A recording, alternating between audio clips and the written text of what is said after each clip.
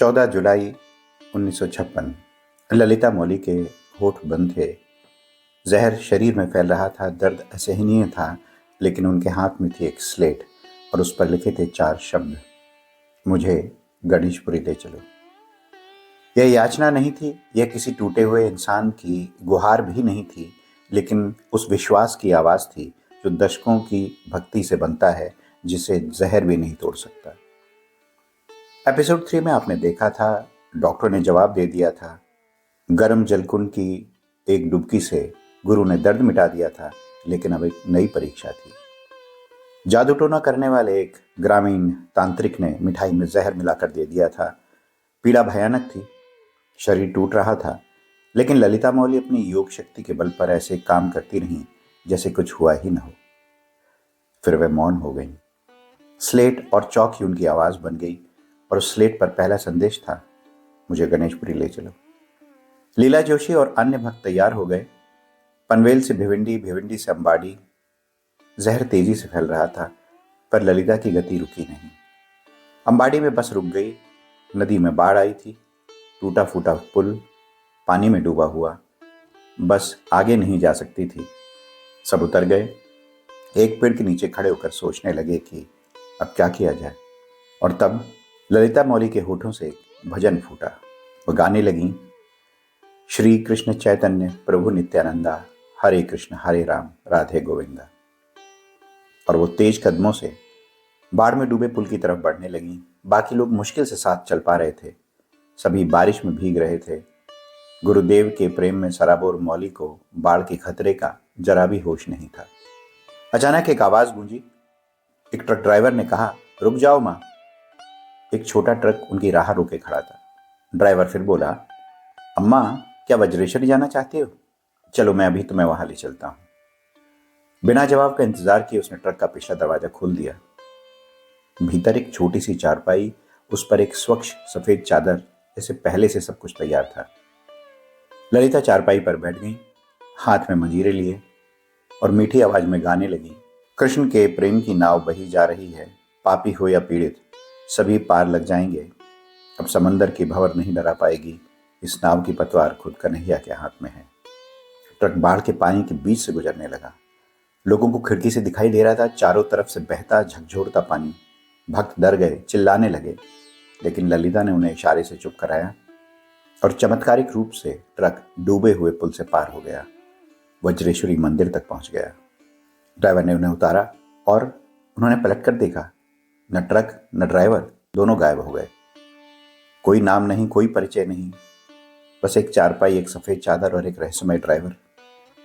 Episode 2 में चौपाल में एक आवाज आई थी, अदृश्य रूप में। एपिसोड 3 में बस में दूध मिल गया था, संयोग की तरह। और अब यह ट्रक गुरु की सुरक्षा का रूप बदलता है, पर वह सुरक्षा कभी नहीं रुकती। वज्रेश्वरी देवी की पूजा करके सब लोग घोड़ा गाड़ी से गणेशपुरी की तरफ चले। जहर अभी भी शरीर में था, पीड़ा अभी भी थी, पर ललिता के चेहरे पर एक अद्भुत शांति थी, जैसे वह जानती थी कि अब गुरु के चरण पास हैं और गुरु के चरणों के पास कोई भी पीड़ा टिक नहीं सकती। वैकुंठ आश्रम का द्वार सामने था। आश्रम पहुंचते ही ललिता मौली भगवान नित्यानंद के चरणों में गिर पड़ी और बोली, प्यारे देवा, क्या आपको पता है कि आज नदी के पानी ने हमें भगवान की भेंट चढ़ा ही दिया था?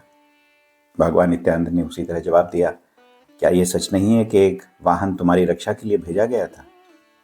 ललिता की आंखों में आंसू थे, जहर की पीड़ा, असहनीय दर्द और एक गहरी वेदना।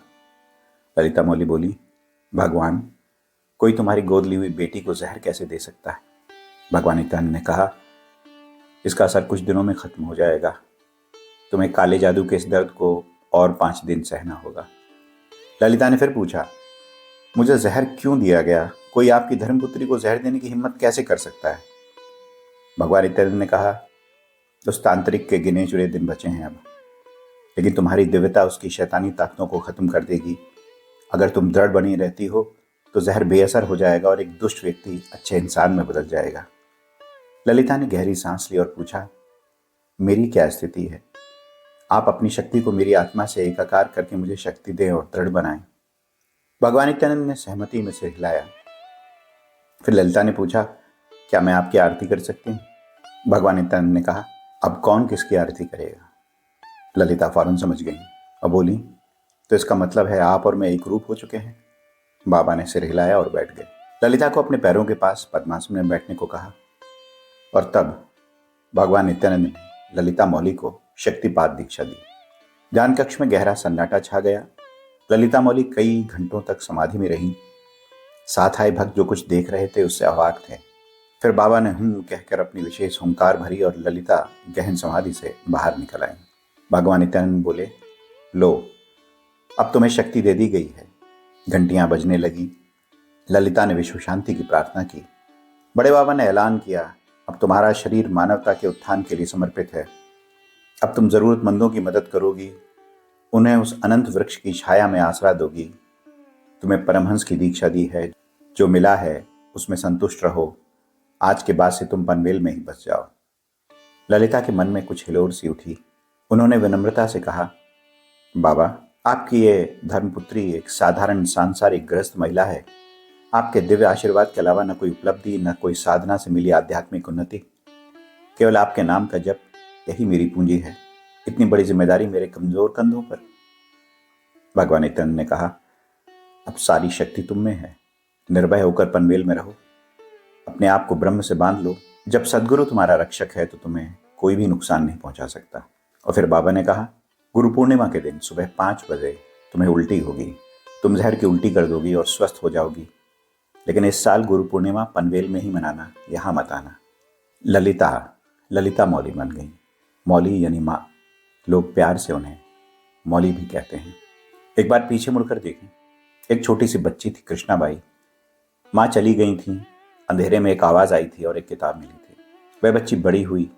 मैंगलोर में काली साधु की दृष्टि उस पर ठहरी। उडुपी में सपने में गुरु ने बुलाया। मुंबई में डॉक्टर ने जवाब दे दिया। पर गणेशपुरी के गर्म खून की एक डुबकी ने सारा दर्द मिटा दिया। और आज जहर में डूबे शरीर के साथ बाढ़ में डूबे पुल पर भजन गाते हुए वह पहुंची गुरु के चरणों में। यह कहानी एक महिला की नहीं है।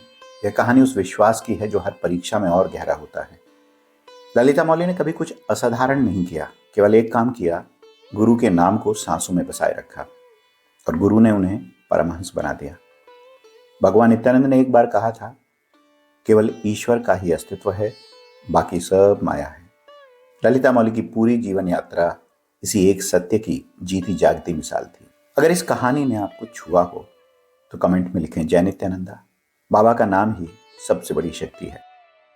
इस पावन श्रृंखला के समापन पर हम उन सभी श्री ललिता मौली के अनन्य भक्तों के प्रति हृदय से कृतज्ञता व्यक्त करते हैं, जिनकी श्रद्धा और समर्पण ने मौली की दिव्य स्मृति को जीवित रखा है। विशेष रूप से हम श्री विनय मासुरकर जी का आभार प्रकट करते हैं, जिन्होंने मौली की भक्त परंपरा को आगे बढ़ाने में अपना अमूल्य योगदान दिया। हम श्रीमती लीलाताई जोशी जी के प्रति भी विनम्र कृतज्ञता अर्पित करते हैं, जिन्होंने श्री ललिता मौली की जीवनी मराठी भाषा में लिखी। उनकी यह अनमोल कृति मौली के जीवन और दिव्यता को जानने का सबसे प्रामाणिक आधार ग्रंथ है। इसके साथ ही हम श्री गोपाल कृष्ण शेनॉय जी के प्रति विशेष आभार व्यक्त करते हैं, जिनकी प्रेरणा और मार्गदर्शन ने श्रृंखला को दिशा दी। उनकी पुस्तक अनंत इस चैनल के अधिकांश वीडियो की आत्मा है। शेनॉय जी ने स्वयं यह संदेश भेजकर हमें इन महान विभूतियों को स्मरण करने की प्रेरणा दी। यह उनकी विनम्रता और भक्ति का प्रमाण है। श्री ललिता मौली के चरणों में कोटि कोटि नमन। चैनल को सब्सक्राइब करें, बेल आइकन दबाएं और अपने किसी प्रियजन को ये कहानी जरूर शेयर करें। मिलते हैं जल्द ही एक नई सीरीज के साथ। तब तक के लिए जय नित्यानंदा।